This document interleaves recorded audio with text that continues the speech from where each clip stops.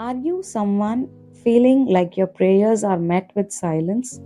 Like a heavy cloud hangs between you and God? You cry out, but the ache in your soul remains, and the pain is unchanged. It's not because God doesn't hear, but because something stands in the way: sin, guilt, or pride. Yesterday, we spoke of how Jesus meets us in our distress, offering rest for the weary. But today, Isaiah 59 brings a hard truth to light.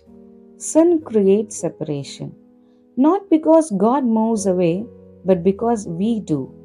His arms are not too short to save, and his ears are not too dull to hear. But our own choices build walls between us and him. Repentance is not just about sorrow, it's about removing those barriers that block us from God's presence and feeling closer to Him again. So, how do we get closer to God when we feel stuck and far from Him? Choose the light of God. Sometimes we stay in the shadows because it feels safer. But repentance begins when you step into God's light, allowing Him to expose what needs to be changed. It's not to condemn us, but to heal us. Let go of the excuses. It's easy to say and justify ourselves, it's not that bad. But true repentance means taking full responsibility, acknowledging the weight of sin, and trusting God to forgive and transform us. Let God rebuild you.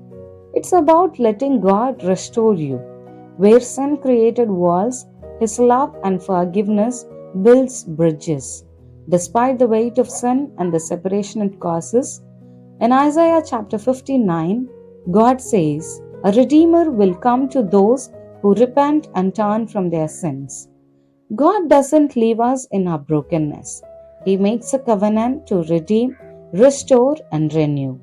This promise isn't just for a distant future, it's for you today. Lay aside the weight you have carried and let His redeeming love restore you and get back closer with God. Let's pray together. Lord, I come before you. I am aware of the barriers I have built between us. I don't want to stay stuck and far from you, Lord. Break through my pride, my guilt, my fear, and my habits. Forgive me, restore me, and rebuild.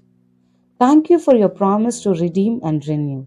I surrender every broken part of me into your hands. In Jesus' name we pray. Amen.